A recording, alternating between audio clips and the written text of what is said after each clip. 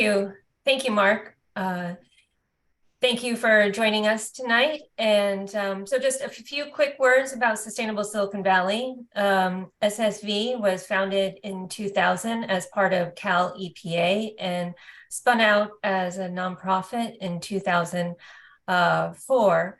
Our vision is to champion a healthy, equitable, vibrant, and clean energy Bay Area.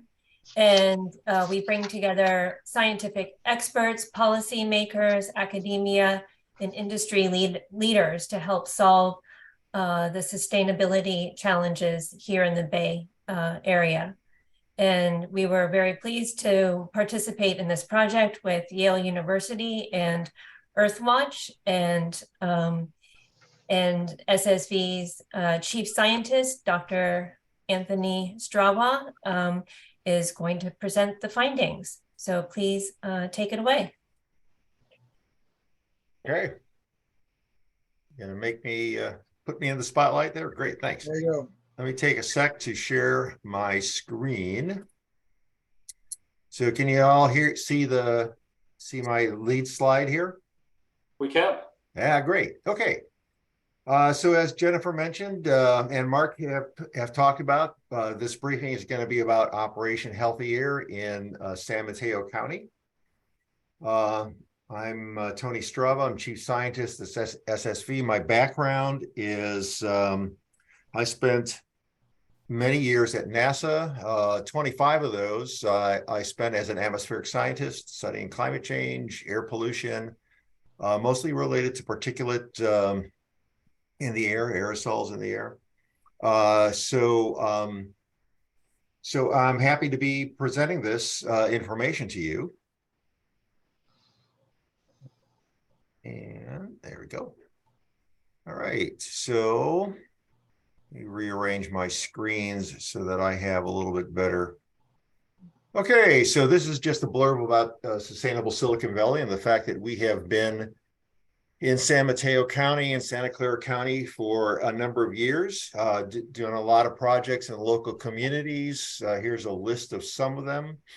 For those of you who are interested, we're hosting an air quality and sustainable mobility workshop in May. So if you've got expertise in that area or interest in that area, please contact either Jennifer or myself, and we'll keep you posted on what's going on with that workshop.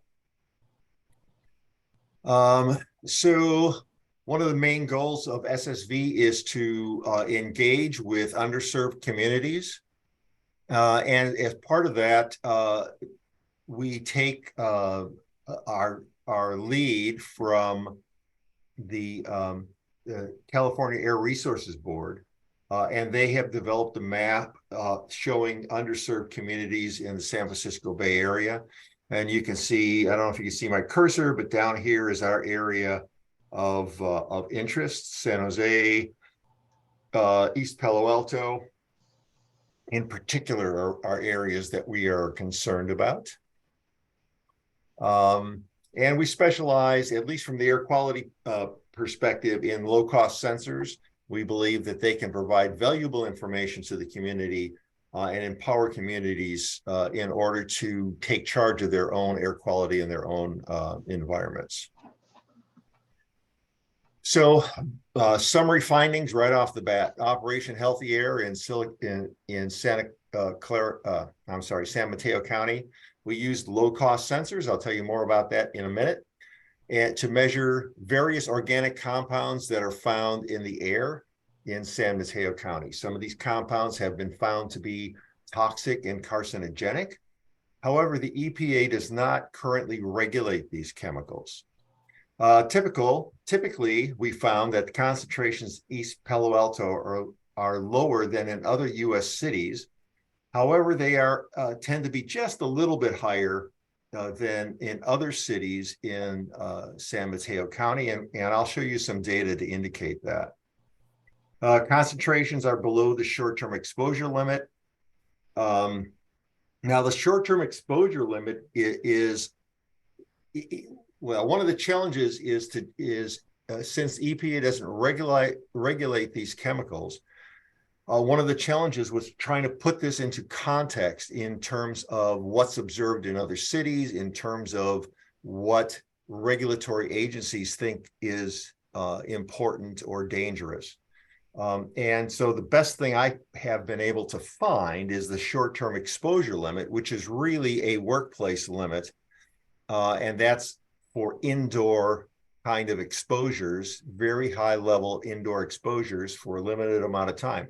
Now we're talking about outdoor exposures. So that's not quite a very good comparison, but it gives you an idea of the kinds of levels that the regulatory agencies worry about. And we'll talk about that and how it compares with what was actually measured in East Palo Alto as we go along. And then we'll talk about potential future actions. They may they may involve more rigorous measurements on selected chemicals, but we'll talk about that and then I think have a dialogue about where it is you think that the community wants to go. So as a way of background, chemical pollutants can exist as gases in the atmosphere or as attached to particles. And this is a little schematic that shows, you know, a typical particle. This is actually a soot particle that you might get from burning a wood stove or from smoke from a oil burning car or something like that. And you can see little splotches colored on here that are the organics and inorganics that may or may not be carcinogenic and problematic. And this chart illustrates the fact that, you know, PM concentrations at least are, and gaseous pollutants vary in any area as a function of time, as you see over here, and as a function of location, as you see in these two charts over here. And the regulatory agencies have measurement stations sparsely throughout the Santa Clara County. The closest one to East Palo Alto is in Redwood City. But they also monitor sometimes industries that have these kinds of gaseous pollutants. But in any event, low-cost sensors can give communities an idea of what the air quality is like in their particular regions. And that's why we are focused on them. They're not meant to be regulatory. They're meant to just be informative. Okay, Operation Healthy Air has been going on for a number of years. It's a collaboration between Earthwatch and Yale.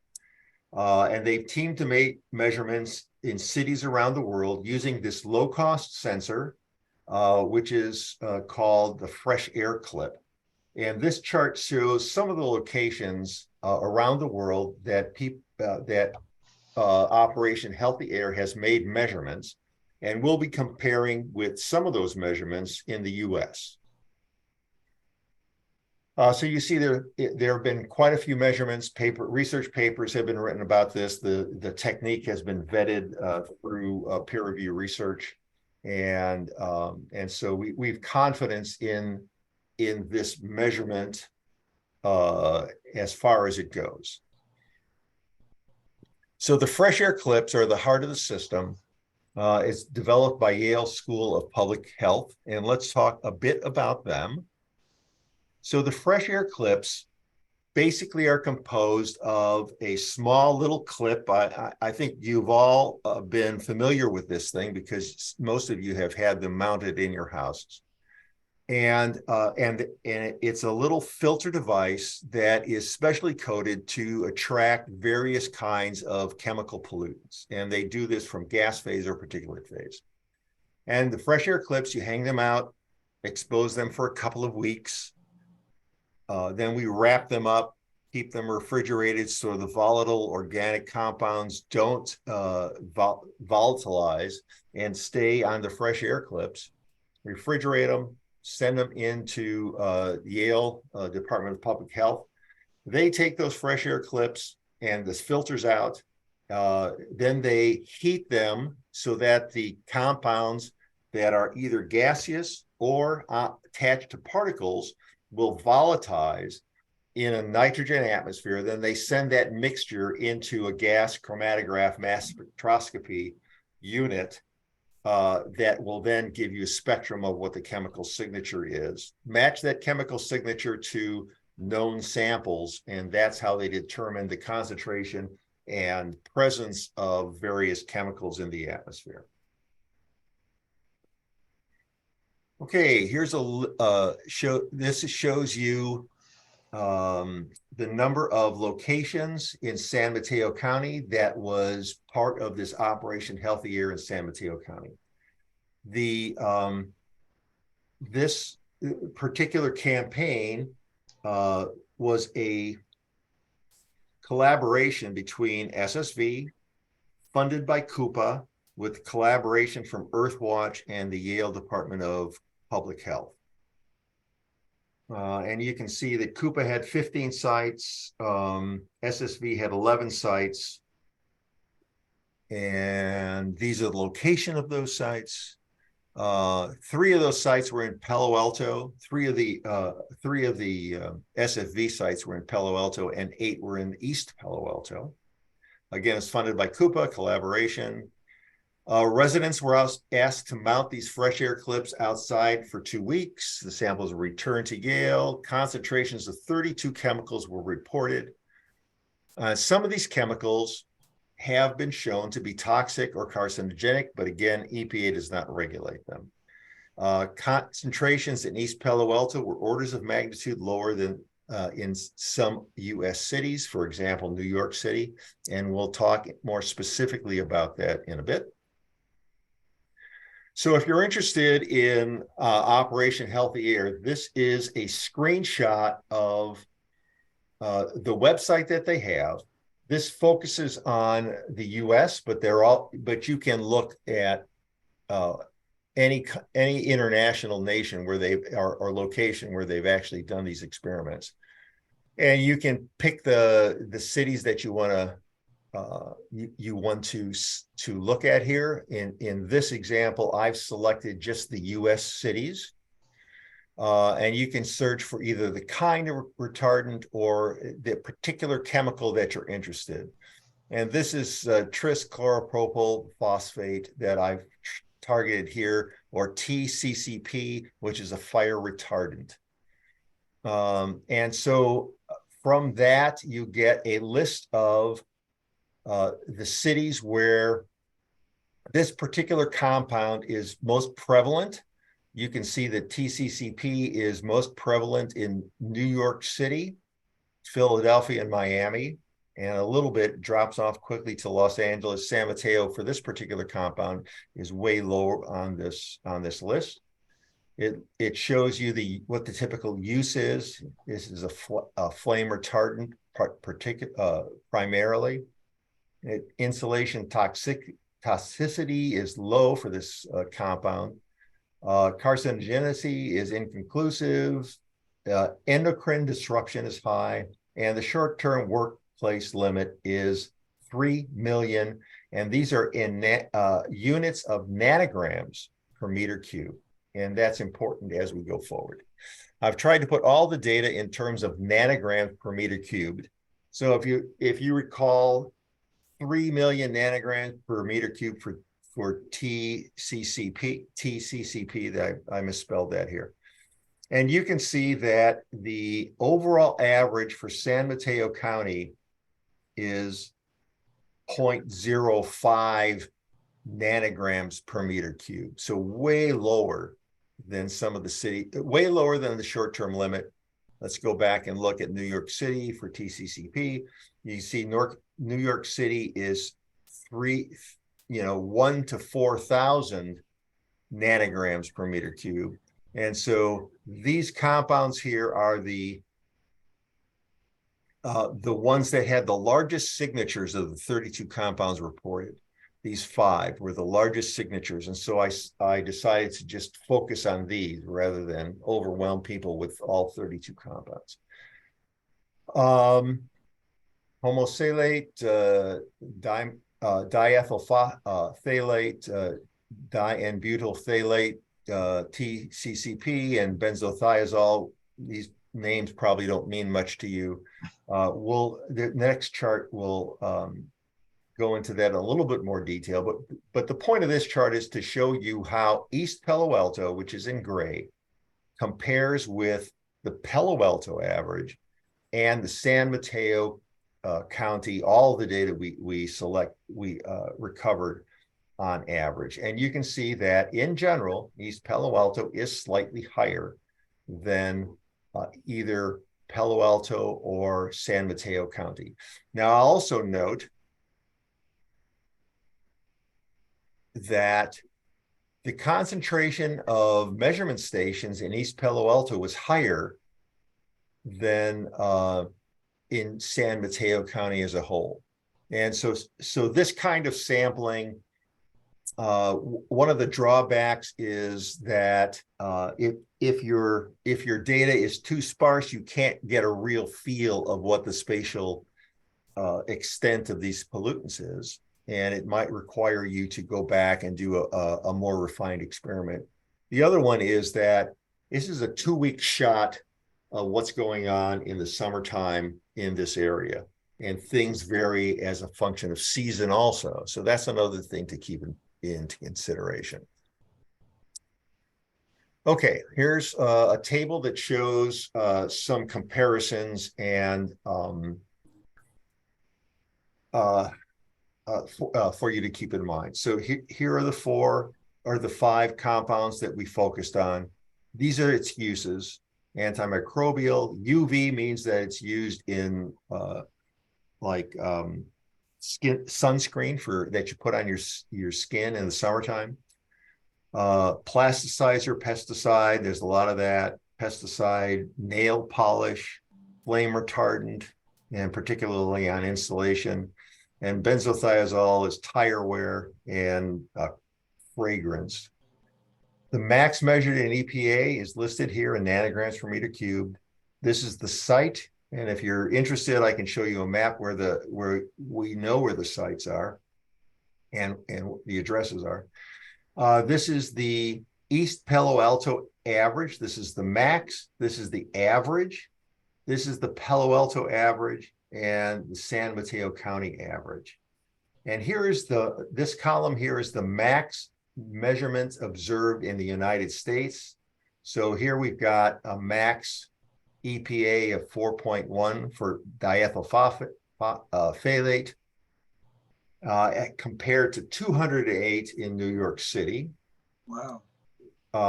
Here's dibutyl phthalate is 1.5 nanograms per meter cubed compared to 61 in Philadelphia. Oops, sorry.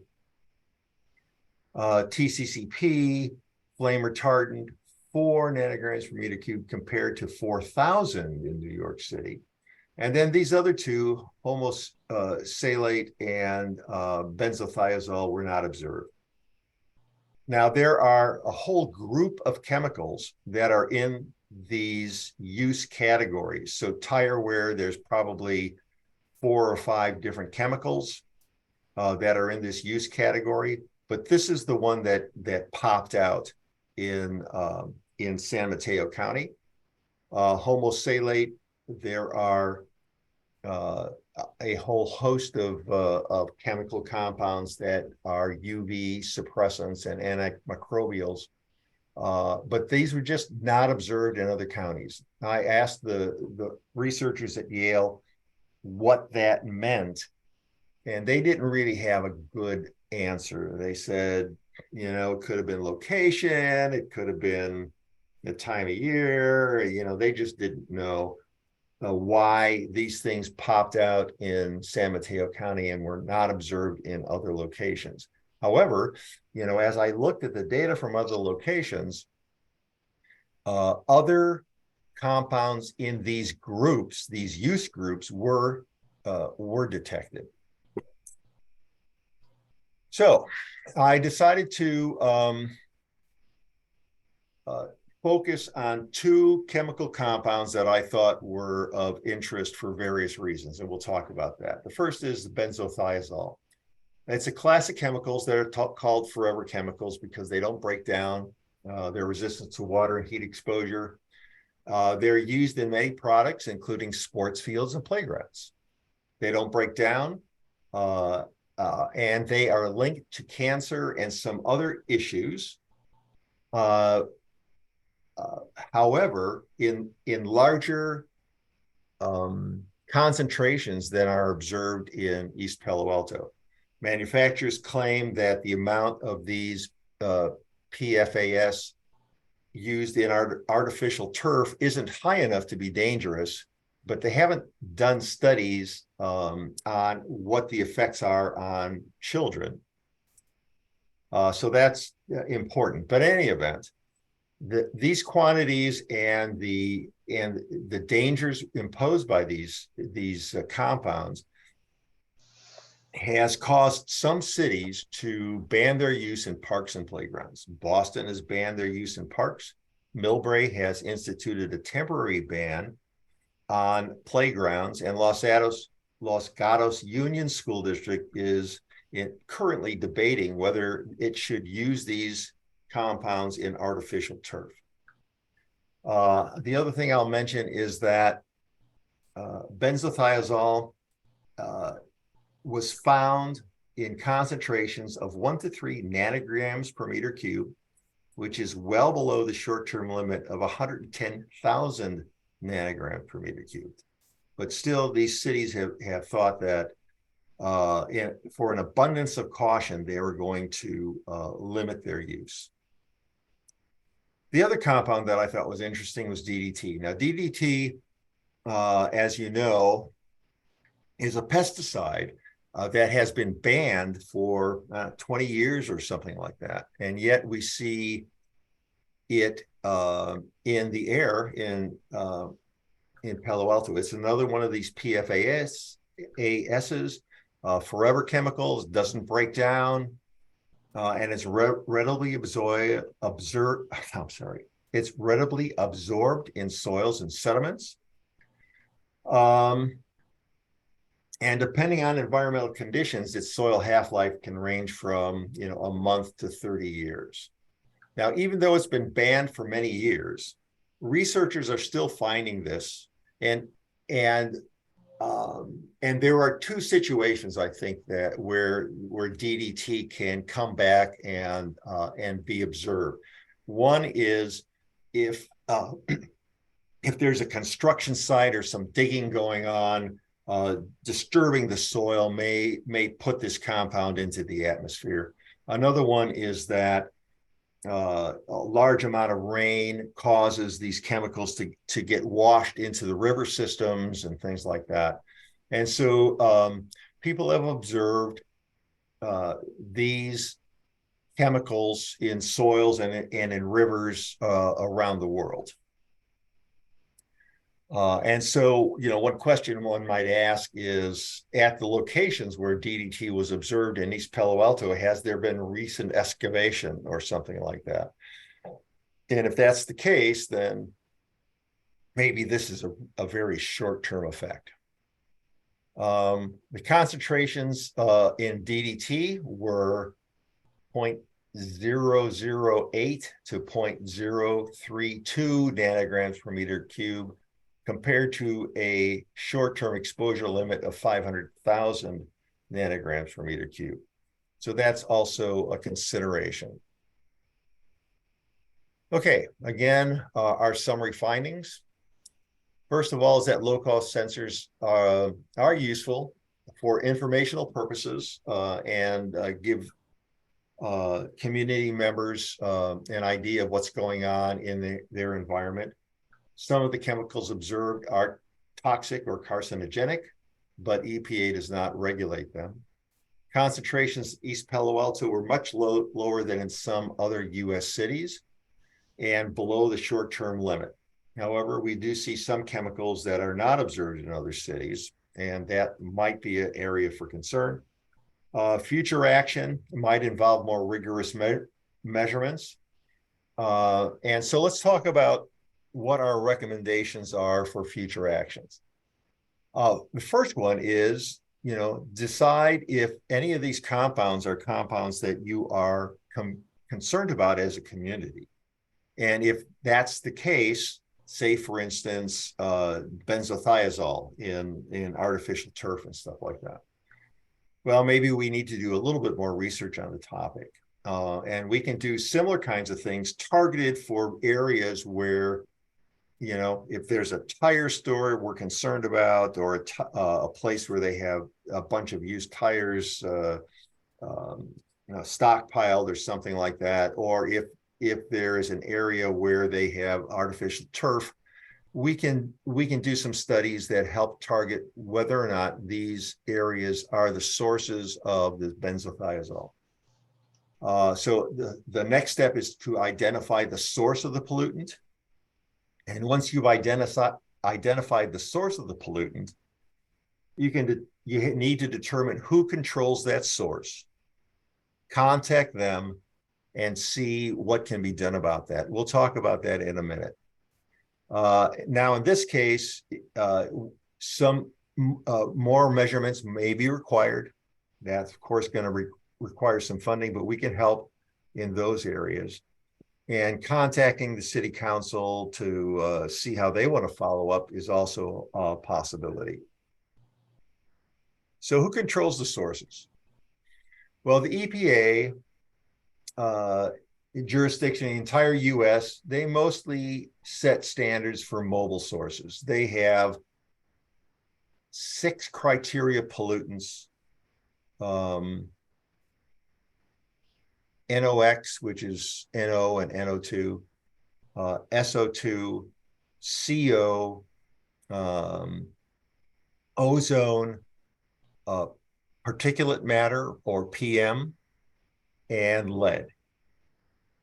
I would note that 5 of those 6, what are called criteria pollutants, are generated by the burning of fossil fuels. State energy, this is the BAAQMD, is the Bay Area Air Quality Management District, which has jurisdiction over the West Bay, including San Jose, East Palo Alto, San Mateo County, et cetera. And they adopt EPA standards, or they can adopt more stringent standards. They enforce emission standards at various plants. For instance, if there's a plant, let's say, for instance, you lived in Pittsburgh, they would provide measurements and try and make sure that, say, refineries in that area were not sending more pollutant out than are regulated. The county can have some jurisdiction over certain sources, the city government in other sources, particularly mass transit, things like that. And then schools, if you're talking about athletic fields or something like that, the schools might come into play. So those are all areas. And then lastly, here are some resources for follow-up, Operation Healthy Air webpage. There are some articles here in the Guardian, Mercury News, WebMD, and Wikipedia provides some information on what the consequences of these chemicals are, what their toxicity is, and then another article by the World Health Organization. Okay, so thanks very much for your attention. I guess at this point, I'd like to open things up for questions and find out, what you all think about this research and these results here, and if there are any questions that you would like to talk about. Okay, so have I stopped sharing? No, you're still sharing. There we go. Yeah, now it's just you. Okay, so any questions? Oh, I see a chat. Okay, here's sensor locations, map of sensor locations. Okay, so those are where the sensor locations are. I think I also have that. If you are interested in seeing that, I can show you. I think I've got a map of that. or at least what I have is. I actually put out a screenshot of it. Right. And there's a PNG Right. file. Yeah. I can tag that onto the video at some point. So actually, I have a spreadsheet that shows concentrations at various measurement sites and the addresses of those measurement sites too. That may be of interest to folks also. So how expensive are these sensors to run? I mean, how to put one in the field and then process it? How much would it cost? Right. My understanding is that Coupa paid about $250 per sensor. That's for a 2-week stay. So each sensor, comes, you put it up, put it out for 2 weeks, and then take it down. It'd be nice to have an idea of where the wind is coming from in that 2-week period, because that's important in trying to determine out where the sources are. So let's say for example, we had a site that we suspected of putting a large amount of pollutants into the air around East Palo Alto. Probably what you'd want to do is you'd want to have several sensors around that site, upwind, downwind, etc., in order to try and figure out, indeed, is this site where this pollutant is coming from? So, it depends on weather. If you try doing this during the atmospheric river rains that we had, you're not going to get anything. The rain's going to wash all that stuff out. But yeah, because I guess there's some development projects in East Palo Alto right on the bay, like 1990 Bay Road and 2020 Bay Road, and they're the site of former semiconductor manufacturing or processing, heavy chemical, right. analyst and rodent. And it would be interesting information to have the sensors there during construction or nearby to capture what's being thrown off. I know they tend to be very careful when doing construction, in terms of having watering down dust and keeping that down, but still, given the profound ecological damage that has been done at these sites, it would be good to know, what's there. Right. And I understand that there have been a lot of greenhouses in East Palo Alto also. Correct. Yeah. A lot of greenhouses, and which would explain some DDT. Mm-hmm. But, again, you're probably not going to see it on every day where it's buried under grass. But if, for instance, with the primary school, which is in my backyard, the primary school site, the remediation involved taking out 3 feet of dirt, and they had trucks spraying water continuously. I would have been very interested to see the sensors during that process. Right. Because after the fact, I don't think there was much, but during the construction process might be, might be interesting. Right. See how effective their mitigation practices are. But probably more important for long-term effects, I would imagine. At the concentrations that we're looking at over here, I would think that long-term effects would be more important than any kind of short-term effects. Sure. This seems, are there any sensors that sense pollution that are, taking 2 weeks to accumulate that and then send it back somewhere seems like an awful long and tedious process. Right.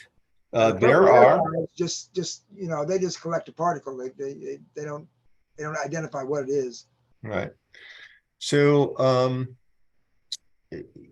so when I was with NASA, we did a lot of flight research, and we had to get basically real-time measurements of various compounds that we were flying through. And there are time of flight mass spectroscopy mass spectrometers that we can use in order to get more real-time measurements, if you will, say averaged over an hour or something along those lines, or even shorter, depending on what the concentrations are.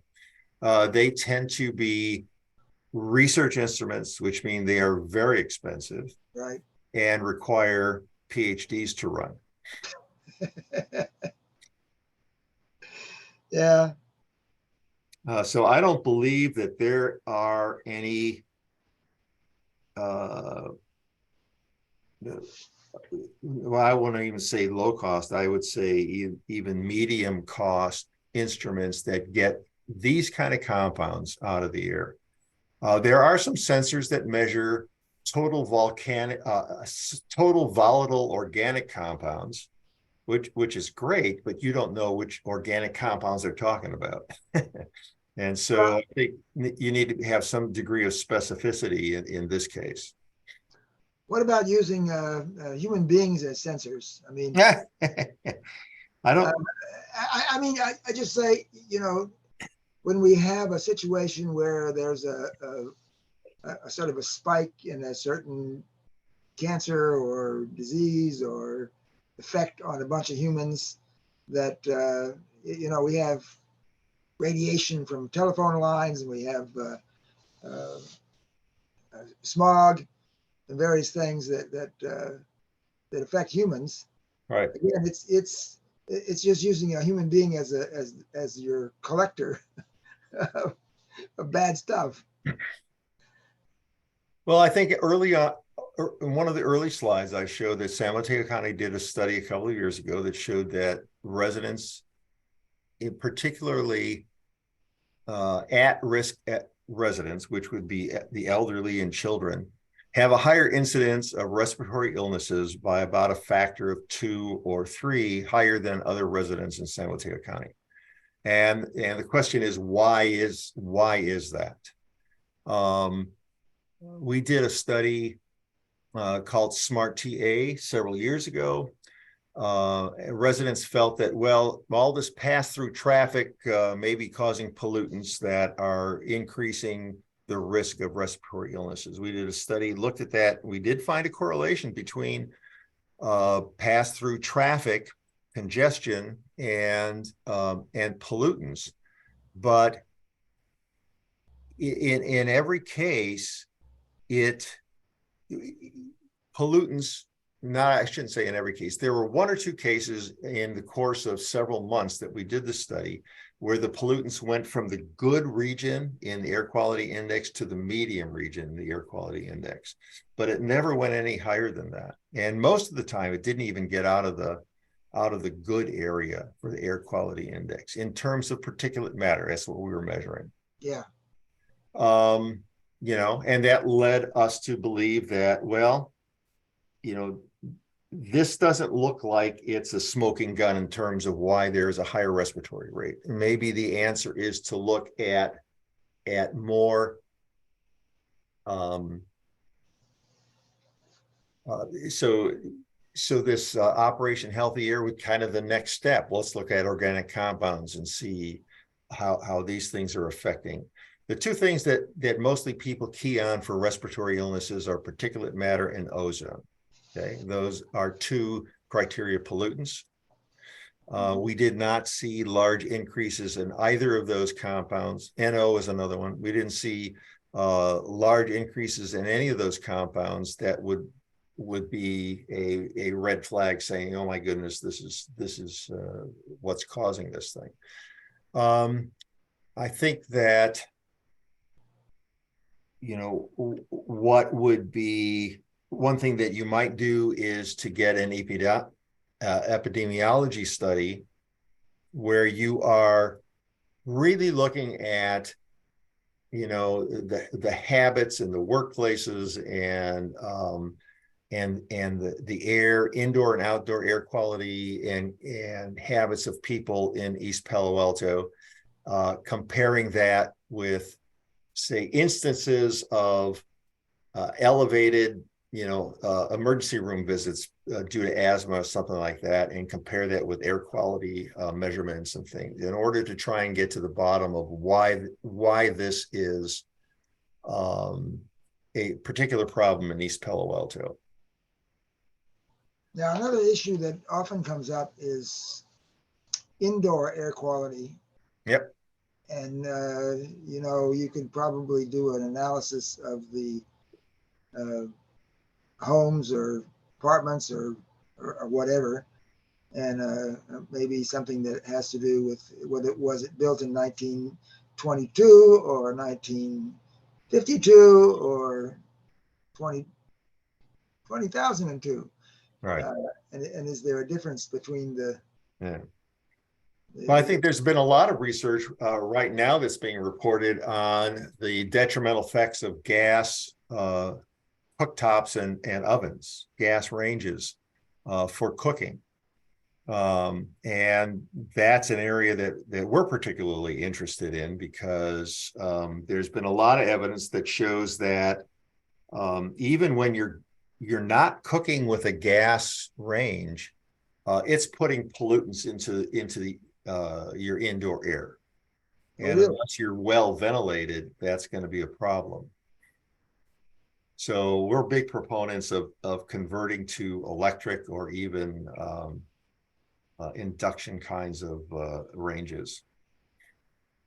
Well, one interesting thing you brought up was the sports fields. We were looking, East Palo Alto has a big problem with ground squirrels on the soccer fields. And one solution to that is artificial turf. And the point you bring up was something that I hadn't even thought about was, you know, what are the effects of having chemicals in the, especially on the new turf, you know, the first few years, how much chemicals are those going to vent off and what effect would those have and what kind of chemicals are those? The other thing we have in East Palo Alto that would be interesting to study is the effect of the airport nearby, because we have the Palo Alto airport and there's, I believe, leaded gasoline used. Right. And, you know, where my sensor is, I'm fairly close to the airport. I don't know if it showed higher levels or lesser levels, or it wasn't positioned to capture it, but that would be something that I would be curious about. But, yeah, I don't think that these particular sensors measure lead. So we'd have to look at a particular lead measurements. I think lead is not really airborne that much, but I'd have to do a little bit more research in order to find out. Now, it's important to note that the prevailing winds in East Palo Alto come from the northwest, and so I think the Palo Alto airport is actually, you know, west of the city. So, I mean, at least the prevailing winds would tend to blow that stuff away. yeah, we have no lack of wind in East Palo Alto, that's for sure. Yeah, I'm watching the trees blow outside right now. Yeah. Yeah. So I don't know if you can tell what the prevailing wind direction is there, but and certainly what we observed during Smart TA was it all was predominantly out of the northwest. So, Tony, the takeaway on this is there's nothing in the sensor readings that would indicate that East Palo Alto has high levels of chemicals in the air or anything really abnormal compared to the rest of the United States. That we've got pretty good air. We have fairly low concentration of chemicals, and that residents of East Palo Alto really shouldn't be, for all the things we worry about, we shouldn't really be worrying about the air that we're breathing in terms of chemical intake. And in terms of outdoor air, you know, the whole issue of indoor air quality is something that we haven't gotten into, and and honestly, EPA is just beginning to start talking about those things, and so you know, that's why at SSV we're very we encourage people to replace their gas ranges with electric ranges, because we feel that is one area that adds to particular pollutants, not particulate pollutants, but adds to pollutants in the area, gas phase as well as particulate phase. Actually, it's mostly gas phase is what you're talking about. The particulates, if you're frying bacon, you're going to get particles whether you're using gas or electric. But if you're boiling a pot of water, then what you're really concerned about is the gas phase stuff that's coming out of your gas range. And other things, people, I don't know what the incidence of people who smoke in the home is, or use wood burning fireplaces in the home. Those are all considerations that you need to take into account in a particular area. I have a question, Tony, about the short-term and long-term exposure limits. Right. Is there a way we could find out more information, maybe a breakdown of what those are for each chemical and maybe how that is decided? Like, how do we decide that this is the short-term exposure limit or long-term exposure limit for a given chemical? Right. And I know that has more to do with like indoor workplace settings, but yeah, I think might be useful to have just as a follow-up. Right. Yeah, I used the short-term exposure limit, even though a long-term exposure limit would probably be more appropriate, but very few of these compounds have listed long-term exposure limits.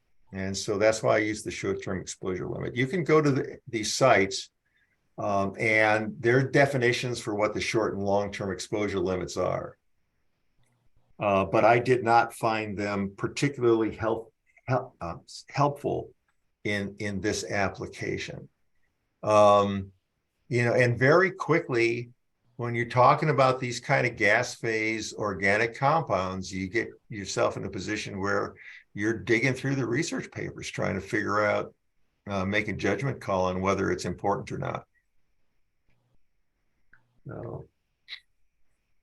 So, I think that trying to maybe get a consultancy from someone who deals with these things. There are professors, for instance, at Stanford, or the woman who designed the fresh air clip at Yale. There are people like that around who, you might be able to get on a consultancy basis to give you some advice on where to go from here. But it's, it's not my area of expertise. So there's only so much I can say about it. Okay. Are there any other questions? It seems like you've covered a lot. Thank you so much, Tony, for sharing your knowledge and expertise about these sensors. It's an exciting project, and I know running around last summer, getting them, getting on a ladder and hanging them up, and getting our neighbors, help in hosting them has been very interesting. I would be great to get a copy of the exact sensors and the location, because I know one of them was on the 4th floor on the corner of Runnymede and University. Another was in my backyard. I'd be very curious what those are. Other ones were right on the corner at St. Mark Amy Zion. Pastor Burgess hosted one, and that's on the corner of Bay Road and Pulgus. So, be interested to see what variations there are in these sites. But I thank you so much for explaining this. It sounds like we have a lot of data. You can always get a lot more, but now maybe the focus would be what's inside our houses as opposed to what's outside. Right. So, yeah, so we'll be writing up a final report. I wanted to do a presentation in order to get feedback from the community about whether this is the kind of information that was helpful or not. So we'll be doing a final report. Hopefully I can get it out in a month or so, and it'll have all the data. So I can just share my screen here one last time.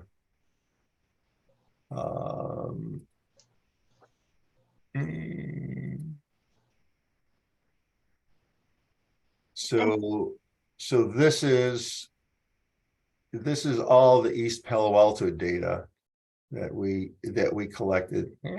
Sorry. There we go. So you can see, no, I guess you can't see from this. Let me see if I can bring this down. Just see you. There we go. You can see here are the addresses. And then your screen is not being shared. No, it's not? No, all we see is you. Okay, there you go. Okay, here we go. So here are the 32 compounds. Here are the sensor numbers and the addresses. And then there's a color coding. Dark colors are higher concentrations, light colors are lower concentrations. So you can see what the concentrations are. And then in terms of context, I would send you to the Operation Healthy Air website, where you can see what, you can type in a particular compound, benzene, for instance, and see what other cities have and what their maximums are and things like that. Okay, so this will be in the final report, and then you can dig around. I'll also put various resources so you can do a little bit of research on your own to figure out, where do we want to go from here? Okay. Are we done with this? People are looking at it still. All righty. That's great. Thank you so much, Tony, and thank you, Mark, for setting this up and organizing it. And I just want to mention, Tony will be presenting this to the East Palo Alto City Council in May. So still more discussions and presentations. So just want to make sure everyone knows about that. Okay. Excellent. Okay. All right. Thanks, everybody. Guess we Okay. can, on the Zoom call, and we'll get a recording out for the larger community. I don't know if there was an issue logging in tonight, or whether the National Basketball Championship that's going on right now may have been a distraction. I wasn't thinking about that when we planned the meeting, but I guess people would rather drink beer and watch basketball. But we've got, devoted 6 people. But I'll put a recording up. Thank you so much for your time, all. Yeah. Thanks, everyone. Yeah. Thank Thank you. you all for being here. All right. Good. Enjoy. Thank you. Good evening. Bye. Bye-bye.